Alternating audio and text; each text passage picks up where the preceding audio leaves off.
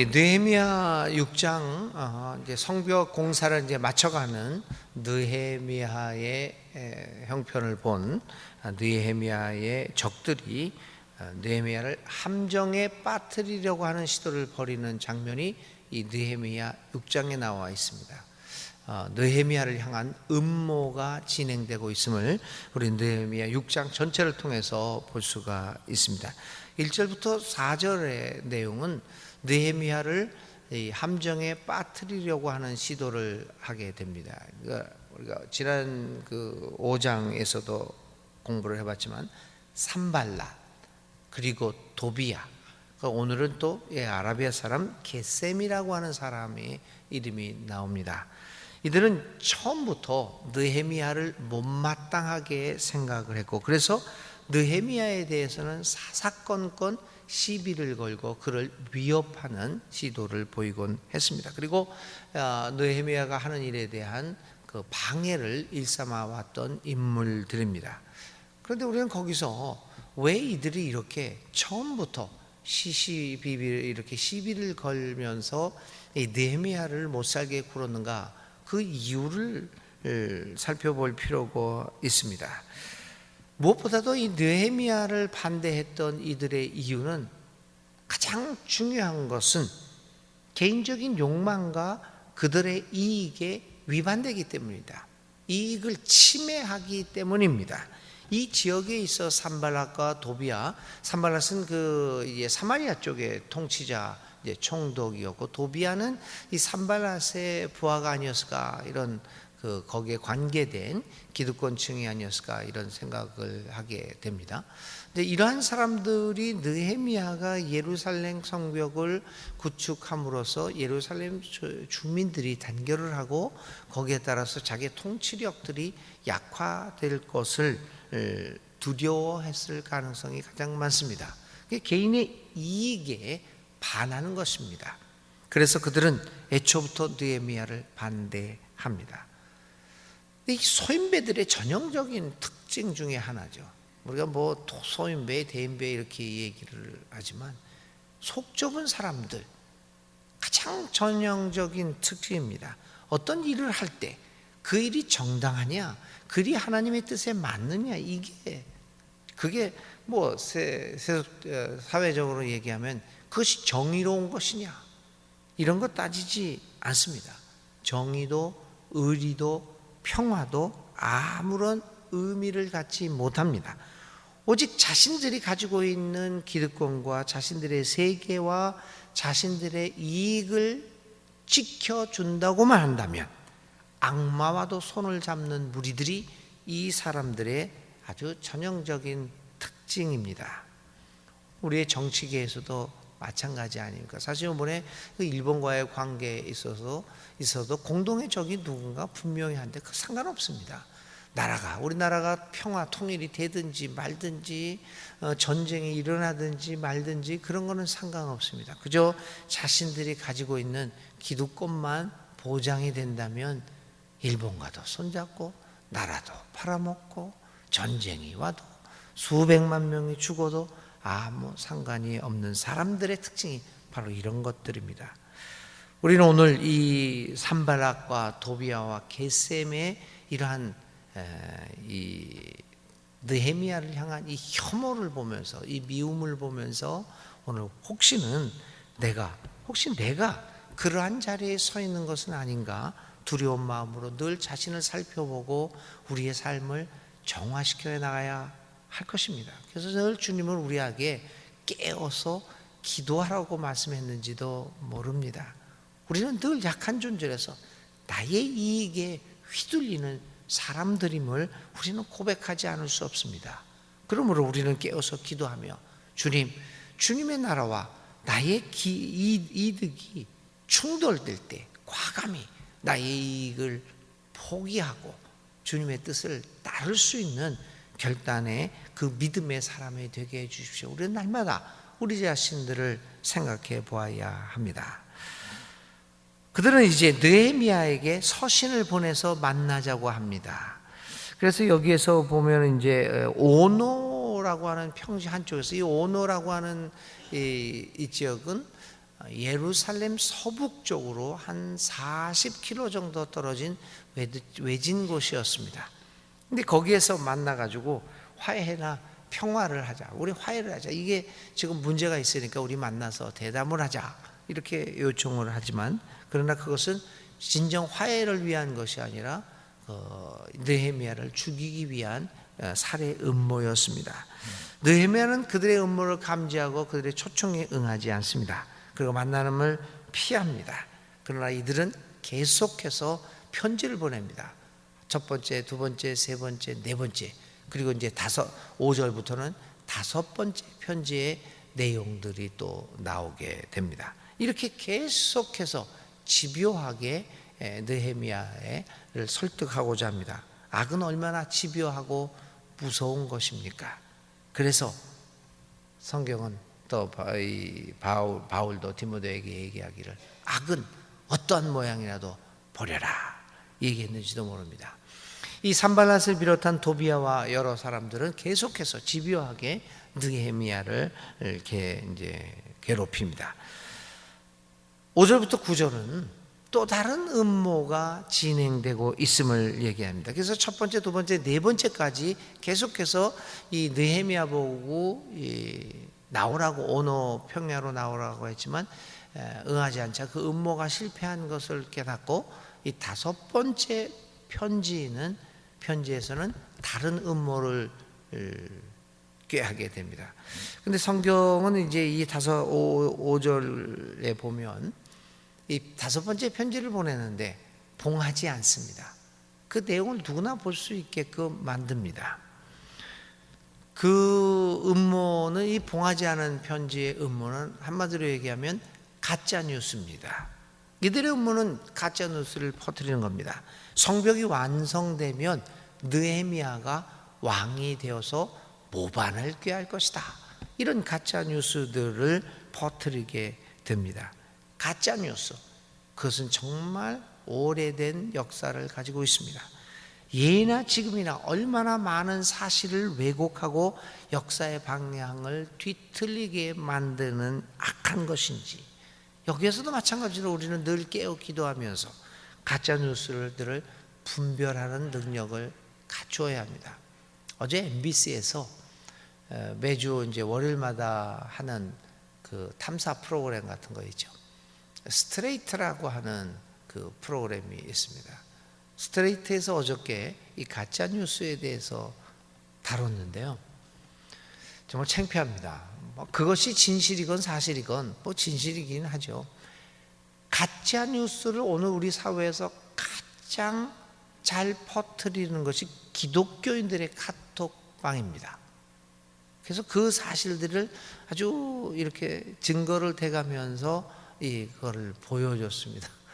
저 창피한 노릇이죠. 여러분, 정말 제가 여기서 말씀드리는 건, 여러분들이 가지고 있는 기독교인들 그 카톡방에 올라오는 뉴스 100% 믿지 마십시오. 서로 개인적인 얘기하는 건 모르는데 유튜브에 올라왔다, 어느 외국 신문에 이렇게 보도가 됐다, 100% 가짜입니다. 100%라고 정말 자신 있게 얘기할 수 있을 정도입니다. 그러니까 기독교에 관한 거, 우리 정치에 관한 거. 그런데 우리 기독교인들이 왜 그렇게 가짜 뉴스에 빠져서 그 유튜브에 올라온 거 또 퍼뜨리고 이렇게 우리는 늘 깨워서 정말 가짜 뉴스, 이렇게 역사의 방향을, 하나님의 뜻을 이렇게 거꾸로 왜곡되게 만드는 일에 우리가 참여해서야 되겠습니까? 이 가짜 뉴스를 분별하는 능력을 갖춰야 합니다. 느헤미야는 오늘 이 수천 년 전의 역사의 인물이었던 이 느헤미야는 이 가짜 뉴스에 맞춰 그거를 대항하기 위해서 얼마나 많은 정력을 기울여서 그것을 방어하고 설명해 나갔는지요. 그것은 얼마나 힘든 일이었을까?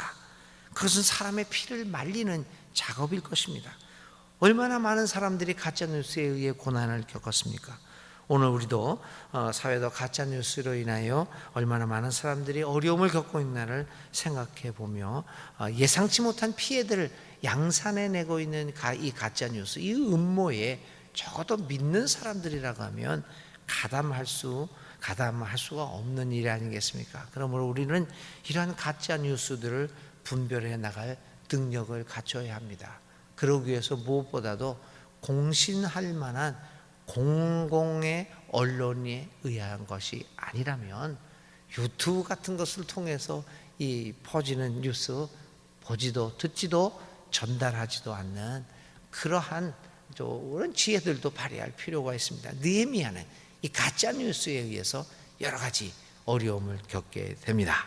그러나 그는 또 이 가짜 뉴스 사건도 이기게 됩니다. 10절부터 14절에는 이 가짜 뉴스 사건을 이겨낸 느헤미야에게 또 다른 음모가 다가오고 있습니다. 그것은 예언자를 자칭하는 사람에 의해서 자행되었습니다. 저는 느헤미야의 기록들을 읽으면서 오늘 우리 대한민국 사회에서 이루어지고 있는 일과 얼마나 이렇게 비슷한가라고 하는 것을 놀라운 눈으로 하면서 이 성경을 읽습니다. 예언자를 자칭하면서 나타나서 이 느헤미야를 공경에 빠지게 합니다. 뭐라고 얘기하냐면, 야 느헤미야야, 너는 죽게 될 것이다. 너희 대적들이 너를 암살하게 될 것이다. 예언자입니다. 그가 그러면서 내가 너를 피할 수 있는 좋은 장소를 소개해 주겠다. 우리 거기 가서 숨고 도망하자. 그게 바로 이제 성전 외소, 성소에 들어가서 몸을 피하자. 그래서 너를 죽이려고 오는 사람을 피하자. 얼마나 단콤한 이야기입니까? 그것도 예언자라고 하는 사람이 그런 얘기를 합니다. 근데 이 느헤미야는 그 음모를 나중에 발견하게 되고, 이제 그 예언자가 이 산발락과 도바야에게서 뇌물을 받고 이 잘못된 예언을 하게 된 것을 깨닫게 됩니다. 그는 자기가 감히 어떻게 성소에 들어가겠는가라고 하는 것을 이야기하면서 들어가지 않습니다. 이게 어떤 문제입니까? 느헤미야는 첫 번째는 평신도입니다. 그는 제사장이 아닙니다. 두 번째는 여기에도 이제 느헤미야가 이렇게 있죠. 나 같은 몸이면 누가 외소에 들어갈 수 있겠습니까? 저기 11절이죠. 11절에 두 가지를 얘기합니다. 나 같은 자가, 그 다음에 나 같은 몸이. 첫 번째는 자기의 신분을 얘기합니다. 제사장이 아니기 때문에 성소에 들어갈 수 없다라고 하는 아주 철저한 그 의식을 갖고 있습니다. 제사장 외에 일반 사람들이 제사장복을 입고 제사장 외에 제사장도 성소에 들어갈 때는 반드시 제사장복을 입어야 합니다. 그렇지 않고 일반 사람 제사장 외에 다른 사람이 들어가면은 사형입니다. 죽게 됩니다. 근데 그걸 이용해서 이 예언자가 느헤미야를 유혹을 하는 거죠. 근데 그가 이 사실을 너무나 잘 알고 있습니다. 음모라는 사실보다는 나중에 그것이 거짓 예언이었다는 것을 느헤미야가 깨닫습니다. 그런데 첫 번째 이런 제안이 있을 때 나 같은 사람이 어떻게 성소에 들어가겠습니까? 아주 자신의 위치를 제대로 알고 있는 사람입니다. 나 같은 몸이 어떻게 성소에 들어올 수 있겠습니까? 그러니까 느헤미야는 평신도였고요. 두 번째는 술 맡은 관원이었죠. 술 맡은 관원은 당시의 페르시아나 이런 고대 근동에서 환관이었을 가능성이 많습니다. 왜 그러냐면은 임금의 내실까지 들어가야 되기 때문에 왕비하고 다 접촉이 되기 때문에 우리나라도 다 그랬죠. 환관일 가능성이 아주 높습니다. 그래서 학자들은 거기에 있어서 대다수가 이제 동의를 합니다. 그래서 느헤미야가 얘기합니다. 나 같은 몸이 환관의 몸으로 어떻게 여기에 들어올 수 있겠느냐라고 자기의 위치를 분명히 알고 이 성소에 들어가는 것을 거부하게 됩니다. 이러한 느헤미야의 올바른 처신은 결국은 느헤미야를 목숨을 구하게 되는 결과를 낳게 되었습니다. 그는 자신의 종교적 위치를 너무나도 잘 알고 있었고 자기 위치와 신분에 맞춰 행동할 줄 아는 아주 지혜의 사람이었습니다. 이렇게 해서 모든 나중에 보니까 이 예언자가 결국은 뇌물을 먹고 다른 예언들을 했던 사람이었음을 느헤미야가 깨닫게 되었죠. 자, 이렇게 해서 이제 14절까지 해서 이 세 가지 중요한 음모를 느헤미야는 잘 이겨내게 되고 이제 다시 올바로 서게 됩니다. 15절부터 19절에는 드디어 52일 만에 성벽 공사가 끝나게 됩니다. 느헤미야는 비교적 짧은 기간에 공사가 끝난 데에 대하여 하나님께 영광을 돌리게 됩니다. 그러나 도비야는 계속해서 느헤미야의 동향을 살피며 또다시 음모를 꾸미려고 하는 시도를 그치지 않습니다. 그것이 이제 19절에 있는 말씀이죠. 악의 악랄함은 얼마나 무서운 것입니까? 그럼에도 불구하고 하나님의 역사는 멈추지 않을 것입니다. 하나님의 나라들은 결국은 어떠한 음모와 방해와 억압 속에서도 그의 하나님의 사람들을 통하여 하나님은 이 역사 속에서 계속해서 자신의 뜻을 이루어 갈 것이며 결국 완성되어질 것입니다. 그때 악은 그 설 자리를 잃어버리게 될 것입니다. 혹시 내가 그 자리에 서게 된다면 얼마나 불행한 일이겠습니까? 그러므로 우리는 늘 자신의 삶을 경성하고 깨어서 기도하며 하나님의 역사 앞에 우리의 삶을 맡길 수 있어야 할 것입니다. 자, 오늘 우리가 생각할 말씀은 악과 음모입니다. 얼마나 악이 집요하게 하나님의 역사를 방해하고 있는가, 이거를 생각하면서 오늘 우리들의 삶을 생각하며 하나님 앞에 묵상 기도 드리시는 하루 되시기를 바랍니다. 오늘의 기도 드립니다. 하나님, 느헤미야는 수많은 음모에 시달려야만 했습니다. 선한 일을 하고자 하는 느헤미야를 방해하는 세력들은 끝없이 그리고 집요하게 느헤미야를 공격해 왔습니다. 그러나 하나님의 은혜를 입은 느헤미야에게 그러한 방해와 음모는 힘을 잃었음을 보게 됩니다. 하나님이 지켜주시고 하나님이 인도하시는데 그 어떤 악과 방해가 하나님의 나라의 사역을 막을 수가 있겠습니까? 하나님, 오늘의 현실에도 하나님 나라를 방해하는 세력이 힘을 떨치고 있습니다. 그렇다고 하더라도 실망하지 말고 좌절하지 말고 오늘 주님이 우리와 동행하심을 믿고 오늘도 용감하게 하나님 나라를 향하여 살아가게 하여 주옵소서. 예수님의 이름으로 간절히 기도를 드립니다. 아멘. 오늘의 신철입니다. 온갖 방해를 디디고 하나님 나라의 일을 성취한 경험들이 우리에게 있는가, 아니면 오늘 우리 교회에 있는가 하는 것을 한번 생각해보고 그 일을 이웃들과 함께 나누며 감사의 기도를 드리는 실천을 해보시기 바랍니다. 우리 함께 주님 가르쳐 주신 기도합니다. 하늘에 계신 우리 아버지, 아버지 이름을 거룩하게 하시며 아버지의 나라가 오게 하시며 아버지의 뜻이 하늘에서와 같이 이 땅에서도 이루어지게 하소서. 오늘 우리에게 일용할 양식을 주시고 우리가 우리에게 잘못한 사람을 용서하여 준 것 같이 우리 죄를 용서하여 주시고 우리를 시험에 빠지지 않게 하시고 악에서 구하소서.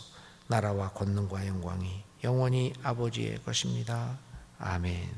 오늘도 하나님 앞에 간절히 기도드릴 때 주님이 우리와 함께 하십니다.